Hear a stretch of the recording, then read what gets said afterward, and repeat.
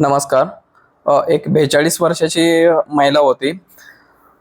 तिच्या डेली लाईफमध्ये ती म्हणजे जेवण वगैरे झाल्याच्या नंतर किंवा ओव्हर ईटिंग केल्याच्या नंतर किंवा बाहेर वगैरे कुठं जेवण केलं किंवा जेवण अवेळी झालं, तर ह्या अशा वेळेस आहे ना, त्या महिलेला ना ब्लोटिंग व्हायची. ब्लोटिंग होणे म्हणजे काय, की बाबा आपलं जे पोट आहे, ॲब्डॉमिनल एरिया जो आहे आपला पोटाचा, तो ॲब्डॉमिनल एरियामध्ये ना म्हणजे गॅसेस वगैरे तयार व्हायला लागतात किंवा पोट जे आहे तर ते फुगल्यासारखं फील व्हायला लागतं. तर हे जे सिम्पटम्स आहेत ना, तर हे सिम्पटम्स ती तिच्या डेली लाईफमध्ये फेस करत होती. तर तिला असं वाटायचं की बाबा आपण हे जे सिम्पटम्स फेस करतोय, तर हे एकतर आपलं ओव्हर इटिंगमुळे असू शकतात किंवा आपलं काम जे आहे तर ते अवेळी होतं त्याच्यामुळं असू शकतं किंवा आपण जे झोप होत नाही आपली रेग्युलर त्याच्यामुळं असू शकतं. हे तर नॉर्मलचे सिम्पटम आहेत जे डेली लाईफमध्ये आपण फेस करतो. कारण ऑलमोस्ट एवढे जे लोक आहेत तर ते सिटीमध्ये कॉन्सन्ट्रेट झालेले आहेत. अर्बनायझेशन एवढ्या फास्ट पेसनं होतं इंडियामध्ये. तर ह्या गोष्टी होणं हे वाजिब आहे, की म्हणजे डेली लाईफमध्ये आपण ह्या गोष्टी फेस करतोच.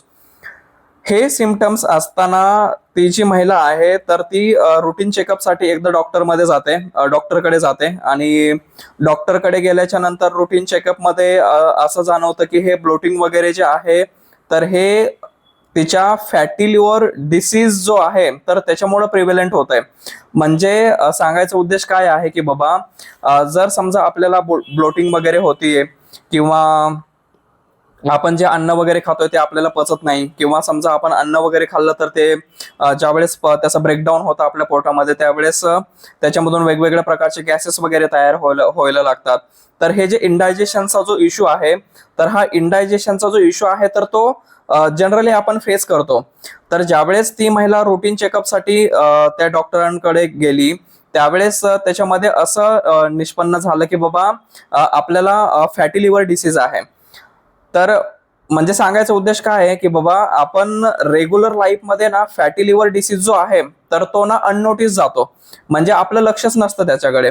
लक्ष कशामुळे नसतं, कारण आपल्याला त्याच्यापासून असं मेजर काय सिम्पटम्स वगैरे दिसायला नाही लागत. आपण काय करतो, इग्नोर करतो गोष्टी. की म्हणजे आता फॉर एक्झाम्पल आपण जेवण वगैरे केलं, समजा गॅसेस वगैरे पोटामध्ये तयार होत आहेत, ब्लोटिंग वगैरे होत आहे आपल्याला, तर आपण काय बोलतो की बाबा आज जास्त खाल्ल्यामुळे आपल्याला ब्लोटिंग वगैरे होत असेल किंवा वेगळंच काहीतरी खाण्यामध्ये आल्यामुळे आपल्याला ब्लोटिंग वगैरे होत असेल, तर आपण जनरली जस्ट नॉर्मलचं इग्नोर करतो त्या गोष्टीकडे की बाबा हे जी सिम्पटम्स आहेत तर हे आपल्या खाण्याच्या ह्याच्यामुळे असतील. पण कसं होतं, आपण लिव्हरकडे लक्ष नाही देत. म्हणजे आपण सेल्डम म्हणण्यापेक्षा आपण लिव्हर फंक्शन टेस्ट कधी करतच नाही आपल्या लाईफमध्ये. बाकीच्या पण टेस्ट वगैरे आहेत तर ते लिपिड प्रोफाईल वगैरे असतील तर त्या पण आपल्या लाईफमध्ये आपण कधी करतच नाही. तर मग त्या महिलेला फॅटी लिव्हर डिसीज जो आहे तर तो डायग्नोज झाला. तर सांगायचा उद्देश काय आहे की फॉर एक्झाम्पल समजा ब्लोटिंग वगैरे तुम्हाला रेग्युलरली जर ब्लोटिंग जर रेग्युलरली होत असेल किंवा बाकीचा आणखी सिम्पटम्स तुम्हाला जर फेस वगैरे जर होत असतील, पोट वगैरे फुगतं वगैरे, तर अशा वेळेस म्हणजे त्याला इग्नोर न करता जस्ट नॉर्मल एकदा रुटीन चेकअप करून यायचं डॉक्टरांकडे जाऊन की बाबा नेमकं फंक्शनिंग वगैरे कशा चाललेले आपल्या ॲब्डॉमिनल एरियामध्ये.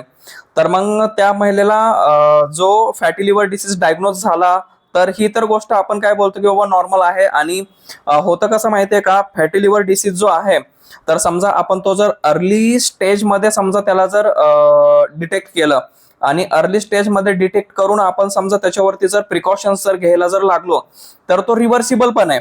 म्हणजे आपल्या बॉडीमध्ये असे भरपूर डिसीजेस आहेत की बाबा आपण समजा ते जर हेल्दी वेट मॅनेजमेंट वगैरे जर ठेवलं आपल्या बॉडीमध्ये किंवा आपण खाण्यापिण्याचं शेड्यूल जर प्रॉपर मॅनरमध्ये ठेवलं किंवा आपल्या झोपेचं शेड्यूल आहे तर ते आपण समजा प्रॉपर मॅनरमध्ये ठेवलं, तर हे जे ओव्हरऑल इश्यू आहेत, फॉर एक्झाम्पल समजा आपण वर्कआउट वगैरे समजा डेली आपल्या लाईफमध्ये जर करायला लागलो तर इनॅक्टिव्हिटी स्टेटमधून ज्यावेळेस आपण ऍक्टिव्हिटी स्टेटमध्ये येतो त्यावेळेस आपल्या बॉडीमध्ये भरपूर सारे ऍडॅप्टेशन्स होत असतात. ऍडॅप्टेशन्स होतात इन द सेन्स म्हणजे तुमची मायोकार्डियल हायपरट्रॉफी जी असते ना, की म्हणजे हार्टची जी लेफ्ट वेंट्रिकलची जी थिकनेस असते तर ती थिकनेस सुद्धा वाढायला लागते. म्हणजे इथपर्यंत आपल्या बॉडीची जी ॲबिलिटी आहे की म्हणजे ऍडॅप्ट करण्याच्या एखाद्या गोष्टीला तर तिथपर्यंत ती इन्क्रीज होत जाते.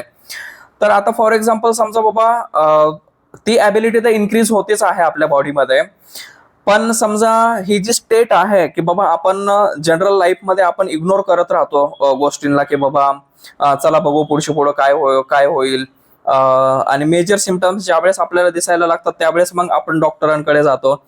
तर सांगायचा उद्देश एवढाच आहे की बाबा आपण ह्या ज्या नॉर्मल ज्या गोष्टी आहेत, आता for example fatty liver diseases आहे, ह्याच एक्झाम्पल जर आपण घेतलं तर काय होणार आहे की समजा फॅटी लिव्हर डिसीज आहे म्हणजे काय होतं की आपलं जे लिव्हर आहे तर त्या लिव्हर वरती जे आहेत ना ते ॲडिपोस टिश्यू जे आहेत ना तर ते जमा व्हायला लागतात.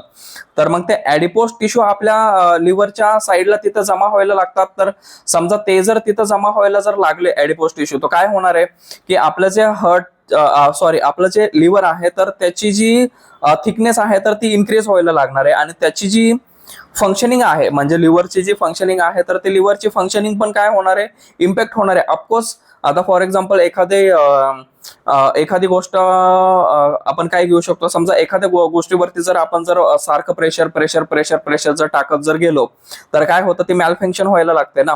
तर तशाच प्रकारे समजा आपण लिव्हर वरती जर ॲडिपोस टिश्यू जर जमा होत असतील, त्याच्यावरती जर फॅट जर जमा होत असेल तर ऑफकोर्स त्या लिव्हरची फंक्शनिंग त्याच्यामुळे अफेक्ट होणारच आहे ना. नॉर्मलची गोष्ट आहे ती. तर मग ह्याला तुम्ही रिव्हर्स कसं करणार, तर तुम्हाला सगळ्यात महत्वाची गोष्ट आहे की बाबा तुमचं जे वेट आहे किंवा तुमचं जे खानपान आहे किंवा तुमचं जे जेवण वगैरे जे आहे तर ह्याच्याकडे तुम्हाला लक्ष द्यायला लागेल ना. समजा आपण ह्याच्याकडे जर लक्ष नाही दिलं प्रॉपर मॅनरमध्ये, तर आपण एक्सपेक्ट नाही करू शकत की बाबा आपली बॉडी पण प्रॉपर मॅनरमध्ये फंक्शनिंगच्या स्टेटमध्ये राहील म्हणून. तर फॅटी लिव्हर डिसीज जो आहे तर तो अननोटीस जाण्यापेक्षा सगळ्यात महत्वाची गोष्ट होतं कसं माहितीये का, फॅटी लिव्हर डिसीज समजा आपण जर अनट्रीट गेला किंवा तो जर नोटीस जर नाही झाला तर पहिल्या केसमध्ये त्याच्यामध्ये फायब्रोसिस व्हायला लागतात. लिव्हरची जी काय बोलतो आपण त्याला, लिव्हरची जी थिकनेस आहे तर ती थिकनेस वाढायला लागते. त्याच्यानंतर सायरोसिस व्हायला लागतो, आणि ऍट द एंड जो आहे ना तर तो लिव्हर फेल पण होऊ शकतं बरं बॉडीमधलं. तर मग ह्या गोष्टी तुम्हाला टाळायच्या जर आहेत तर मग तुम्हाला तुमच्या जी लाईफस्टाईल आहे तर ह्या लाईफस्टाईलमध्ये तुम्हाला ना काहीतरी चेंजेस करावे लागतील. म्हणजे काय करावं लागेल, ज्या नॉर्मलच्या गोष्टी आहेत ते तुम्हाला कोणी पण सांगतं, पण हे सायंटिफिक ज्या गोष्टी आहेत तर त्या मी तुम्हाला सांगतो की आता समजा तुमची जी इनॅक्टिव्ह स्टेट मधली जी लाईफ आहे तर ती तुम्ही ऍक्टिव्ह स्टेटमध्ये आणा. तुमचं जे खाण्यापिण्याचं जे शेड्यूल आहे जे की पहिलं विस्कळलेलं होतं तर ते तुम्ही प्रॉपर मॅनरमध्ये बसवा. बॉडीचं जे चेकअप आहे तर ते तुम्ही टाइम टू टाइम तुम्ही करत राहा. तर ह्या ज्या गोष्टी आहेत तर ह्या तुम्ही तुमच्या लाईफमध्ये इन्क्लूड करा, आणि ह्या गोष्टी तुमच्या लाईफमध्ये तुम्ही इन्क्लूड केल्याच्या नंतर तुमचे जे बाकीच्या ज्या हेल्थ कंडिशन्स आहेत, not just your liver but overall health जी आहे तुमच्या बॉडीची तर ती पण इम्प्रूव्हमेंट होणारच आहे त्याच्यामध्ये. तर आजचा जो टॉपिक होता आपला तर तो फॅटी लिव्हर डिसीज होता. फॅटी लिव्हर डिसीज म्हणजे काय, किंवा लिव्हरवरती ॲडिपोस टिश्यू जमा होणं आणि जो लिव्हरचं जे फंक्शन व्हायला पाहिजे प्रॉपर मॅनरमध्ये तर ते लिव्हरचं फंक्शन प्रॉपर मॅनरमध्ये न होणं. तर ह्याच्यामुळे काय होणार आहे की बाबा आपल्या फॅटवरती लिव्हरवरती इम्पॅक्ट होणार आहे. तर ह्या ज्या गोष्टी आहेत तर ह्या तुम्ही अननोटीस न जाऊन देता तुम्ही तुमच्या लाईफमध्ये इनॅक्टिव्हिटी स्टेटमधून ऍक्टिव्ह स्टेटमध्ये या वर्कआउट वगैरे करायला स्टार्ट करा, जेणेकरून बाकीचे हेल्थ पॅरामीटर्स पण तुमचे एकदम प्रॉपर मॅनरमध्ये येतील. तर आजच्या लिव्हरमध्ये फॅटी लिव्हर डिसीज विषयीच मला तुम्हाला सांगायचं होतं की बाबा म्हणजे त्याच्यावर त्याचा इम्पॅक्ट वगैरे काय होतं बॉडीवरती किंवा अननोटीस वगैरे काय होतं. तर हे ब्लोटिंग वगैरे समजा तुम्हाला जर होत असेल तर तुम्ही डॉक्टरांकडे वगैरे जा, हेल्थ चेकअप रेग्युलरली करत राहा आणि तब्येतीची काळजी घ्या. ओल्ड सेईंग आहे हेल्थ इज वेल्थ, त्याच्यामुळे त्याच्यावरती पण तुम्ही चांगल्या प्रकारे फोकस करा. नेक्स्ट व्हिडिओमध्ये एक नवीन टॉपिक घेऊन मी तुमच्या समोर येईलच. तोपर्यंत धन्यवाद. थँक्यू.